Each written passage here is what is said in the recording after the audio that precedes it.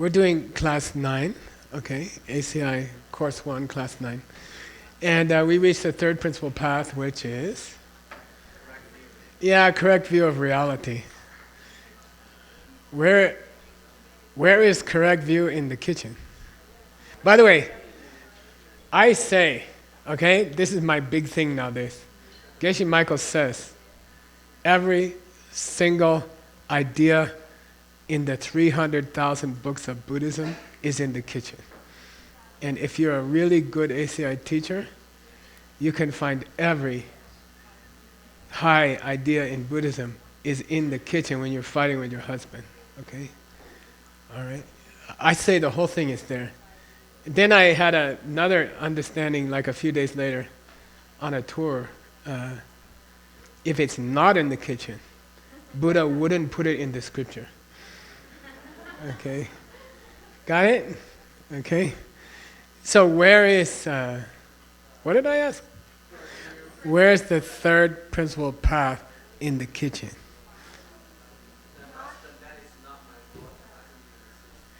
Not bad, yeah. The wife, view has to be a state of mind, right?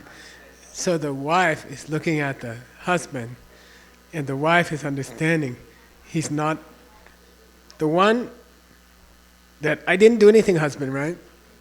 I wish we had, who's that guy? Ayrton in Mexico. He does it so well. I didn't do anything. I think he must do it with his wife sometimes. Pachi, he does it so well, you know. He's like, I didn't do anything. And the I didn't do anything husband doesn't exist. That's all. And that's correct view. Okay? Don't make it more complicated than that. If you want to help people, as an ACI teacher, bring it to the kitchen.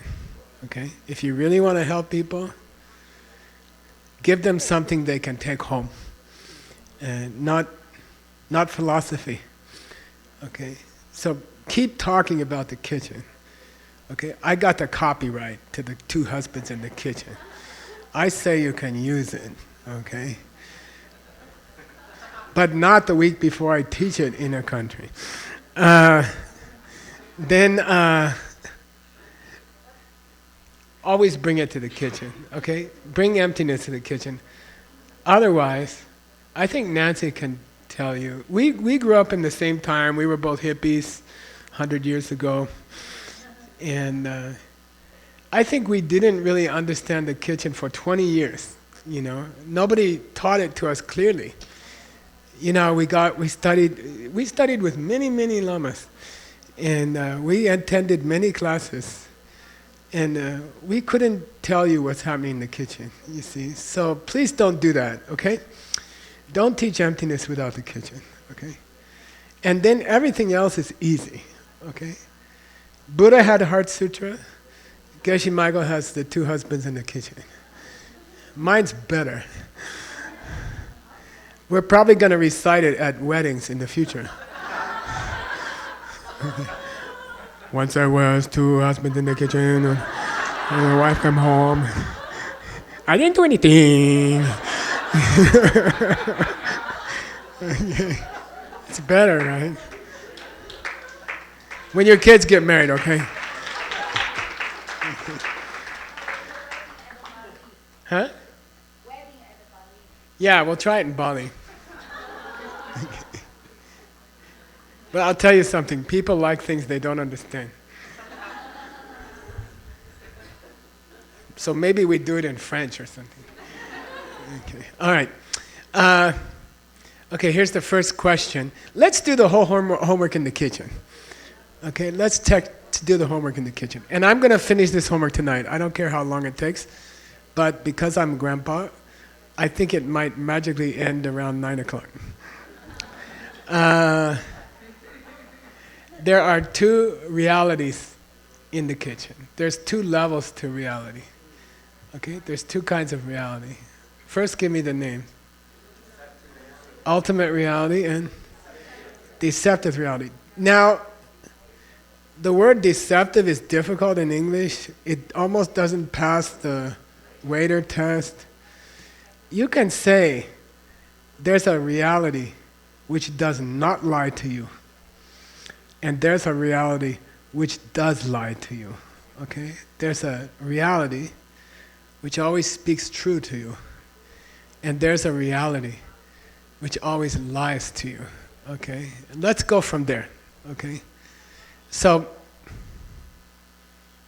one of your biggest jobs as an ACI teacher is to avoid the big words of Buddhism in the past. Okay? I remember I went into the first class. You're going to some from samsara by doing the dependent origination in the suchness of the tattva, and then all of your nomenclatures will be completely shanti vipassana. And I'm like, I said, I understood the and the a, you know.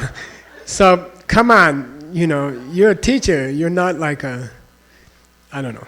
You didn't help anybody, okay? So start your emptiness with the kitchen, okay? And go from there.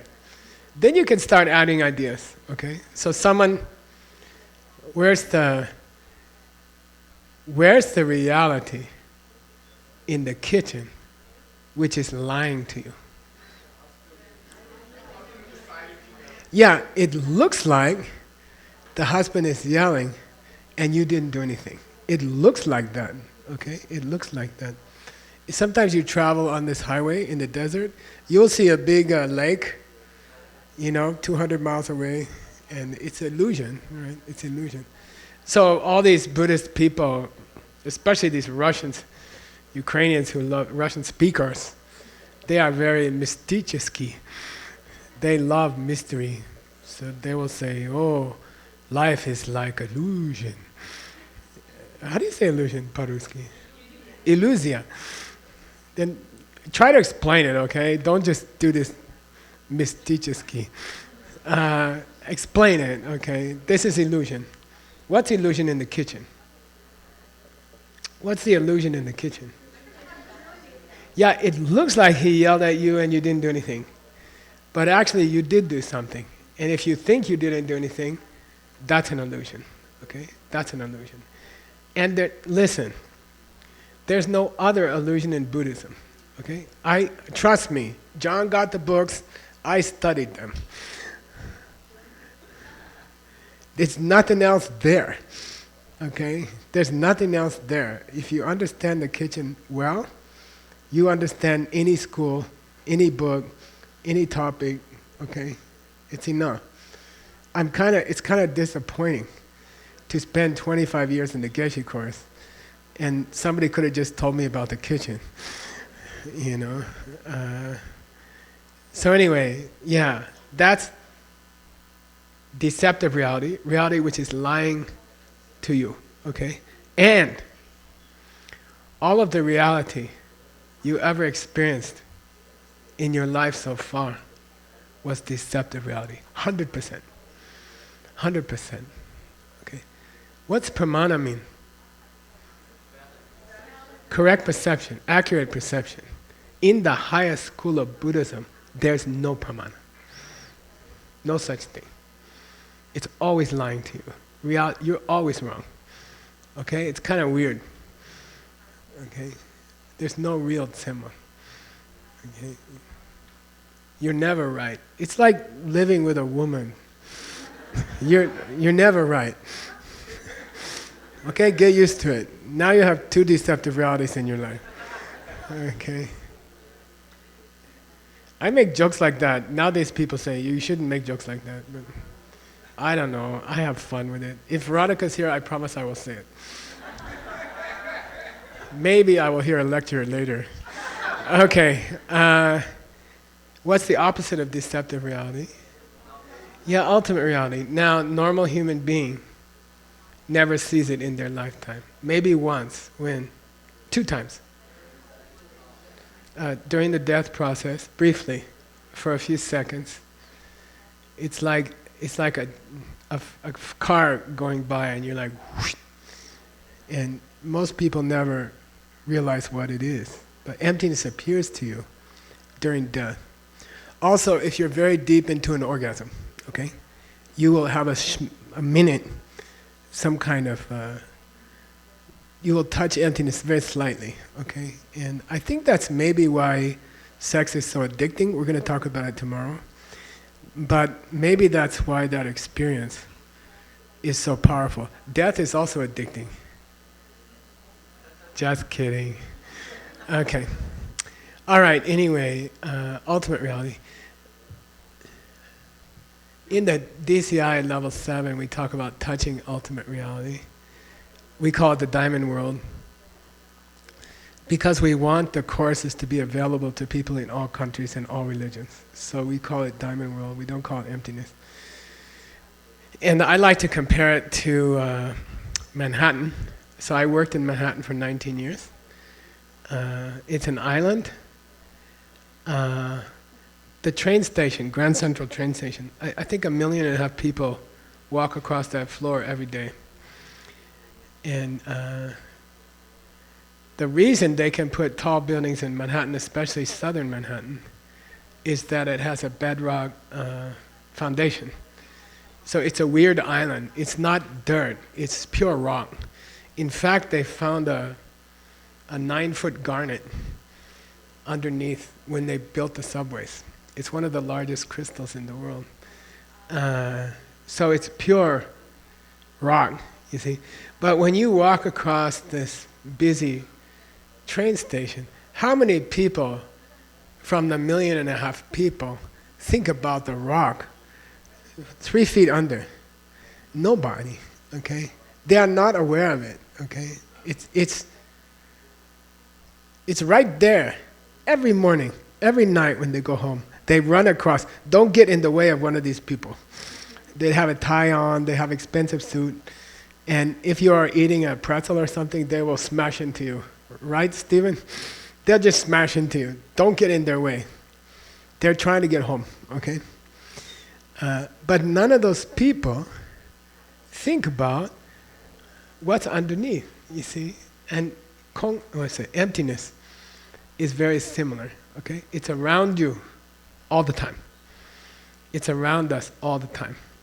Every object in this room, okay? The light, the ceiling, the booger. Geshe forgot to wipe off his nose. People always giving me booger advice. Everything has emptiness, all of them. All things have emptiness, okay? But we can't see it, and we don't think about it, okay? So that's ultimate reality. If you can touch it for 20 minutes, you will become a Buddha within a few short time, okay? I like to call it like a cancer starts on the inside, a good cancer. And you start to become living diamond. The inside becomes living diamond, like one small piece. And then it starts to spread in the body. And I don't know if there's such a thing, but if some person who saw emptiness decide they don't want to become Buddha, it's too late. Okay? Like, I can't imagine. But if you see emptiness directly, and you say, I'm not really into the Buddha thing, you can't stop it. It's like trying to stop it's already metastasized as soon as you see the emptiness. You cannot stop it, okay? You're already becoming a Buddha from the inside, okay? Just 20 minutes, okay? It's around you all the time. We can call it the biggest frustration in the world, right? If you touch it for 20 minutes, you become a diamond angel, okay? And it's around you all the time. So just do it. What are you waiting for? And it's a big frustration because we can't. It's just hard to see. Someone has to train you. You need very specific training to see it. If you have that training, if you have a good husband in the kitchen teacher, you can do it, okay? You can do it. Anybody can do it. It's not you have to be in the time of the Buddha, you have to have shaved head, you have to have a robe, your name has to be Ananda or Shariputra, or it's not true. Don't think these are historical people. It's you, okay? Don't think it's only people in Buddha's time. It's not. It's you. Okay? You have very clear information how to do it. Maybe clearer than what Buddha's students had. Okay? And you have to just do it. Okay? You can do it. Everyone in this room can do it. And if you get old and die, you will curse me. You will say, Geshe-la didn't tell us to do it fast.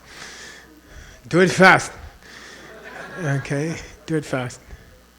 Pack your bags 2 days before you go to Diamond Mountain. And then relax. Okay? You don't have much time. You don't, and you will never get a chance like this. Okay?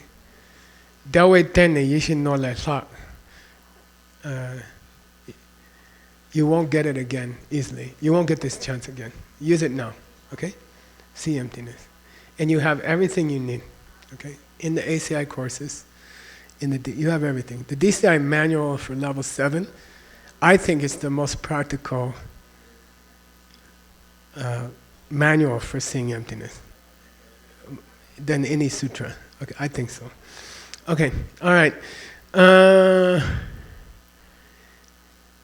Then we study dependent origination, right? Let's talk about that. Tenjin Dawa Chungwa. Say pratitya, samutpada.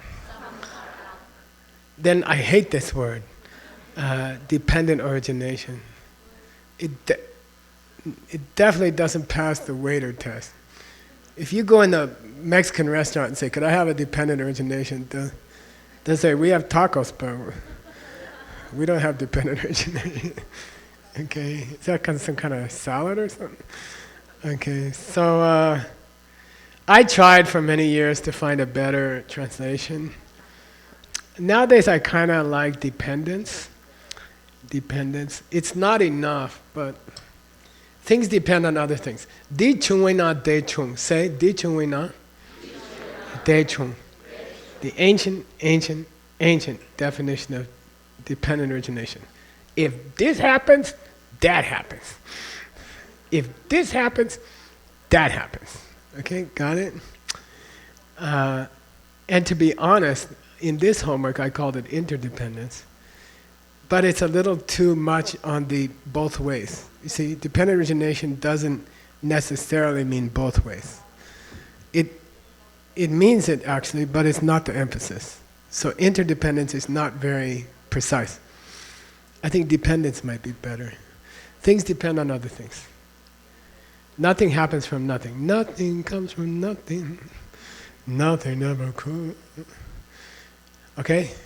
And by the way, books have been written about dependent origination. Vasubandhu wrote a book which will be 1,000 pages when we translate it, just on the 12 links, okay? It's an amazing subject.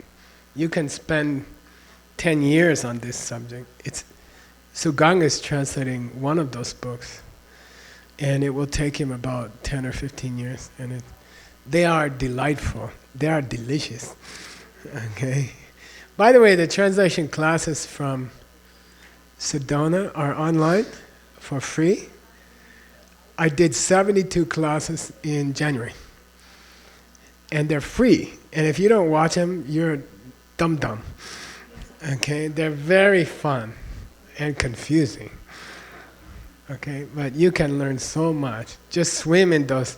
Put them on when you go to work. Okay? You'll understand 2 or 3 sentences. But they're amazing. Those classes are amazing. You're crazy if you don't listen to them sometimes. Just listen to them in the car. You know, put them on when you're cooking. Okay? No, it sinks into your brain. Okay? It doesn't cost anything.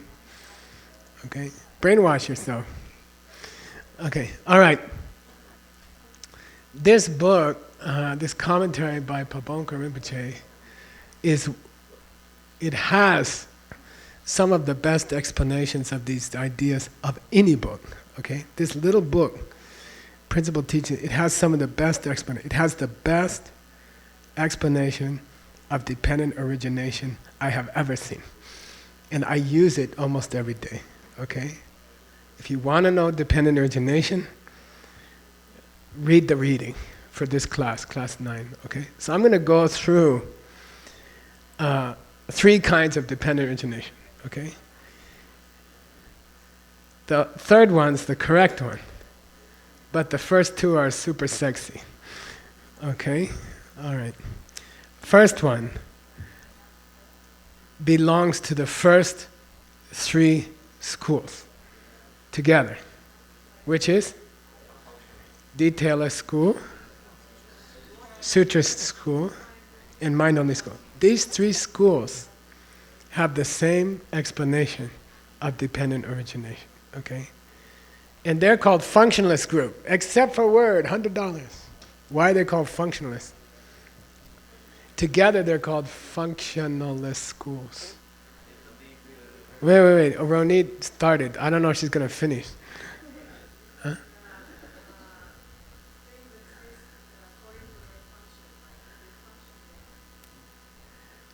Close.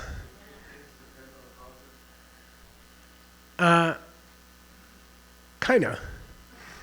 But why are they called functionalists? Yeah, good. So $100 for the handsome guy. The other handsome guy. Yeah, like gasoline has a power in it to drive a car, to make a car go. Fire has a heat inside. Functions belong to things. Functions exist in things, okay? So that's a belief of 75% of Buddhists, okay? They think nobody put heat in the fire. They make a joke, they say, Diamond Mountain didn't hire a person to go around and make all the cactuses thorn sharp. They just are, okay? The cactus thorn is sharp. Nobody got hired to sharpen all the cactuses in Diamond Mountain. That's just what the function lies in the thing. Okay? So that's why they're called functionalists. Okay, now Daniel, here comes Daniel's answer. Okay? If you ask them, what's dependent origination? They will say, yeah, all things depend on causes. Okay? And that's, they say Inguo in Chinese or something, and when they say dependent origination, you think, oh, things depend on their causes. Baby depends on the mom. I don't know. Food depends on cook. Thousands of examples. Okay, and that's when you first heard dependent origination, someone taught it to you. 99% they said things come from their causes. Okay, things come from their causes, and this is dependent origination. Where's that dependent origination in the kitchen?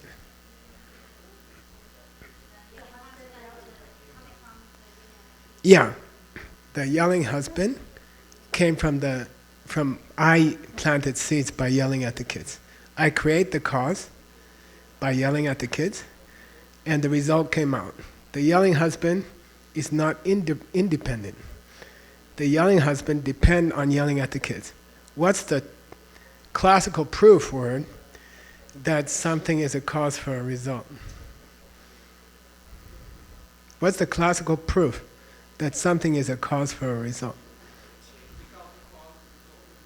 Yeah, good. If you stop making the cause, the result will stop. Which in the kitchen is? Yeah, if you never yell at the kids, the husband will never yell at you. It's impossible. Okay, got it? That's the lowest of the three kinds of dependent origination. On question 2, on homework 9. What's the group? Those three schools together, which are called the functionist group, because they believe fire is hot. The function of fire, to burn, lives inside fire. Nobody put it there, but really they did. You made the fire hot. Okay, got it? That's why you can walk on water. Okay? You can walk on water. It's very famous in Buddhism. I had it in a debate and I screwed up, so I never forgot it. It's a discussion of whether water can be solid. And so yeah, okay. Number 2.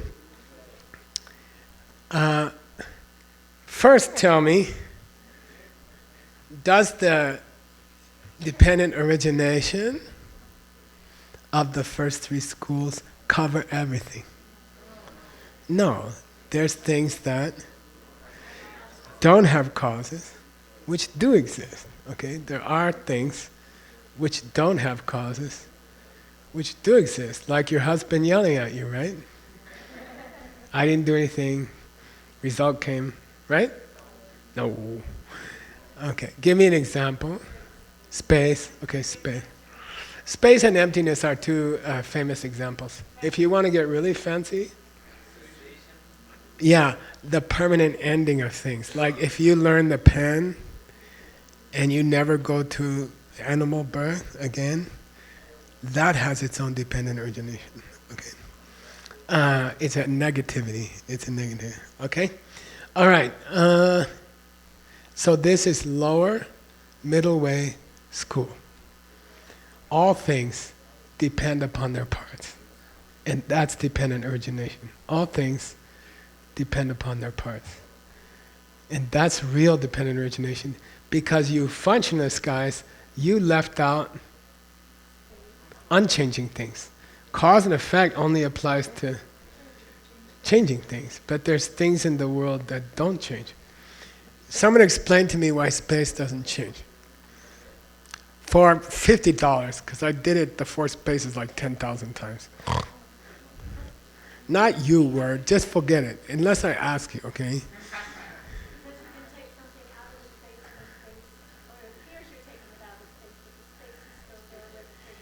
Yeah, if Eric stands up, and by the way, I'd like to welcome Eric, Ali's fiance. Yeah.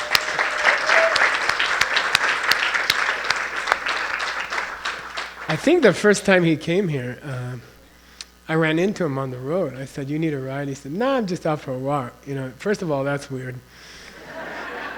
Why does this guy have time to take a walk? And then he had a bunch of papers in his hand. Do you remember? And it was all the information about the Fort Bowie. So I've been coming here for 19 years. I've never been there. I never had time. And he was curious to see the history of this place. And I thought that was so cool. I said, now I believe she got a good one. You know, somebody with good curiosity, you know, about where you are, you know, like what happened here and why is there this place here, you know. So anyway, I'm glad you're here and I'm glad you've caught a good fish. You also caught a good fish. Okay, so lower middle way, things have parts, and as Geshe just mentioned, if Geshe gets up and goes to the kitchen, the space she's occupying will stay there. And if she comes back and sits down again, the space will still be there. It doesn't move, it doesn't go away, okay? That's why it's unchanging, okay? Does it have parts? Yeah. Front, back, left, and right, okay? So, even those things have parts. If you're interested more on this subject, you can read Venerable Utpala's book on, she's translating a book on emptiness meditations, which is a genre of literature called Tati, say Tati. It's just books about emptiness meditations. So we added it to our translator team. She's the emptiness meditation expert. So if you want to go deeper on this idea, ask her for, oh, it's online, right? It's free online. All of our translations are free online. In fact, there's a place where when you read them, you have to make comments like, this is really a dumb translation. Okay, so, yeah. Okay, good. Is that it? Oh, okay, that's where the videos are. Tim, never take a video of me from the back. Okay. If number 2 is lower middle way, what's number 3? Yeah, higher way, higher middle way. And it just means that all things depend on the pictures coming out of your seats. All things depend on the pictures that come out of your seats. Where's this higher dependent origination? In the kitchen. Yeah, when you open the door and the seed opens and the husband starts yelling, he's originating dependently on the seeds you planted with your kids. Okay, cool. All right. Yeah, Stephen.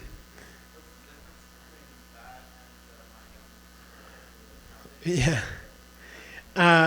You know, in DCI we call it this. Okay, in DCI we call it this. You want to explain, Stanley? Loud?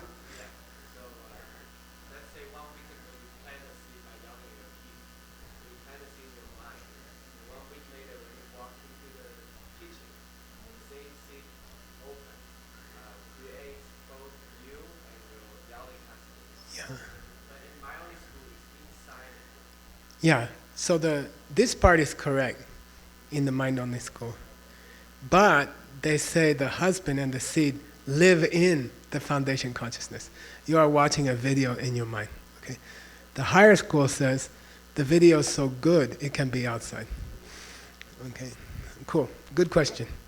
And I remember, this is one of the only times I ever interrupted my scripture teacher, Geshe Rinpoche. I think I interrupted him once in 12 years or something, and that was the question. That's an interruptible question. It's one of the best questions you can ask. Okay.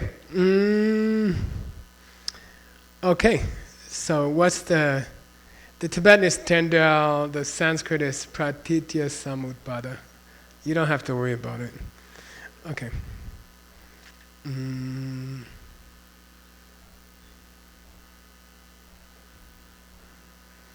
Last thing, we're actually going to finish on time, I guess.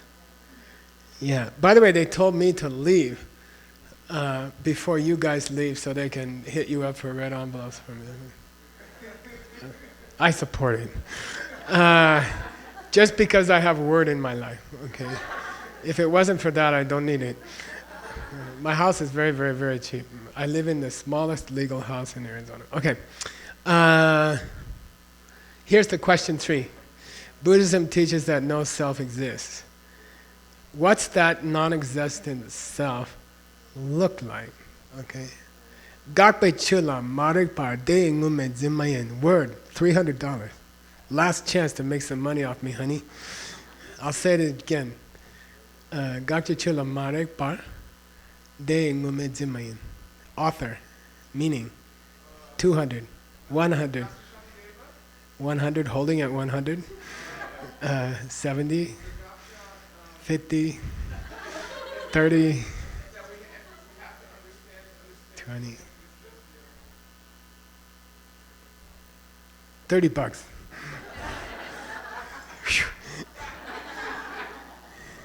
That's what I have to do with him, right? Get him flustered. It's very difficult. Yeah, okay. Shantideva said, if you don't know what's not there, forget emptiness. If you don't know what's not there, forget emptiness. And that's called in Tibetan Gakcha. In the ACI courses, as an ACI teacher, you shouldn't use foreign words. That's kind of a deal we have together, okay? Don't impress people. I mean, impress them and then stop using them. Okay? But you are allowed to use Gakcha, because there's nothing like it in English. I like to tell, when I teach it to new people, I say it's like gotcha. Gotcha. Say gakja. Yeah, gakcha. Easy definition. One sentence. Yeah, what emptiness is empty of? What's not there in the kitchen? What's not there in the kitchen? If you don't know the gakcha, what's not there in the kitchen. If you say your pocket's empty, you say, but what's not in there? Money, okay, all right. Okay. Or a credit card, but especially a credit card that doesn't work anyway, okay. So, where's the gakcha in the kitchen? Yeah, the husband who I like to say the husband who decided to yell at you, okay. Yeah, I didn't do anything, husband. Come on, Lucas, say it a little bit more.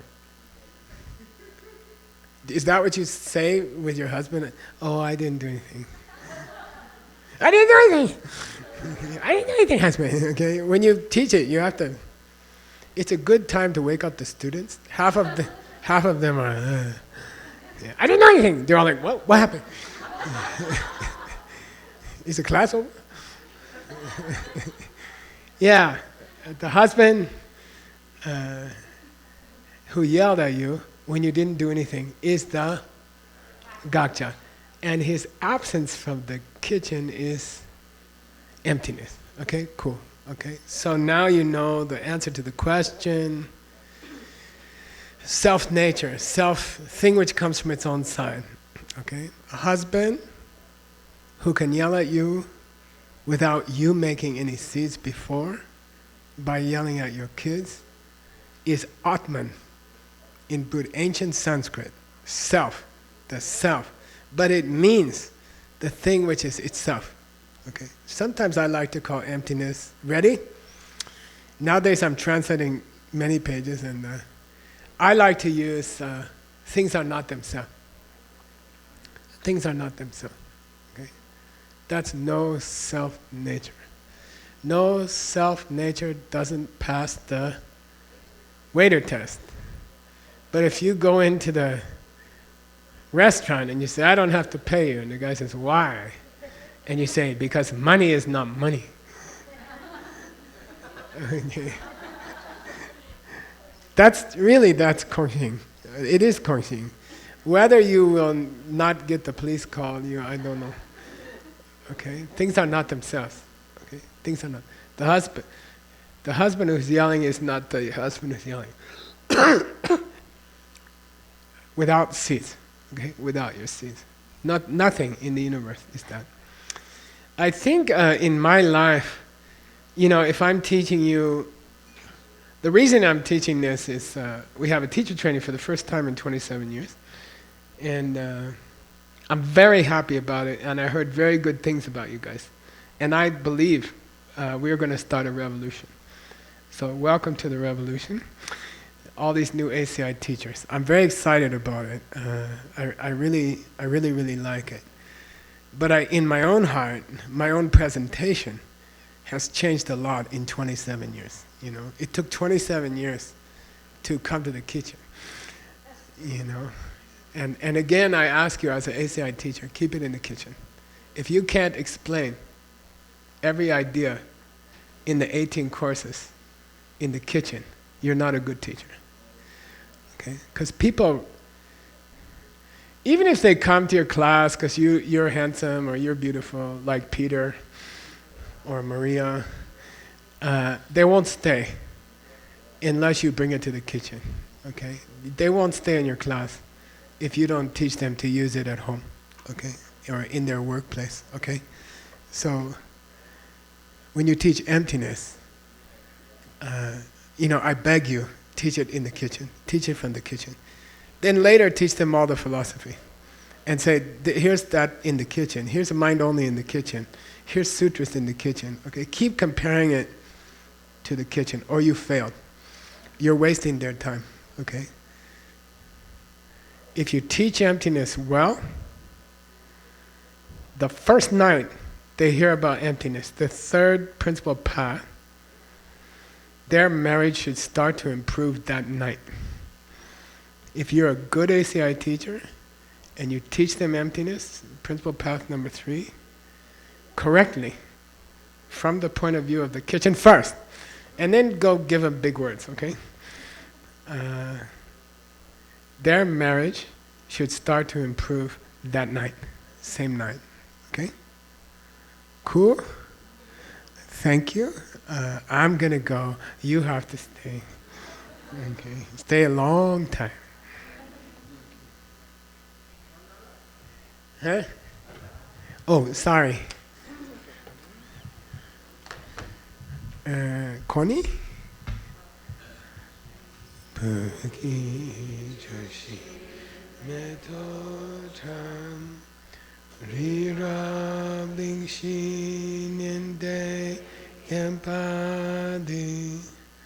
Sangye Shindu Mikte Uagi Roku Namda Shingla Chepasho Idam Guru Ratna Mandalak Yatayami.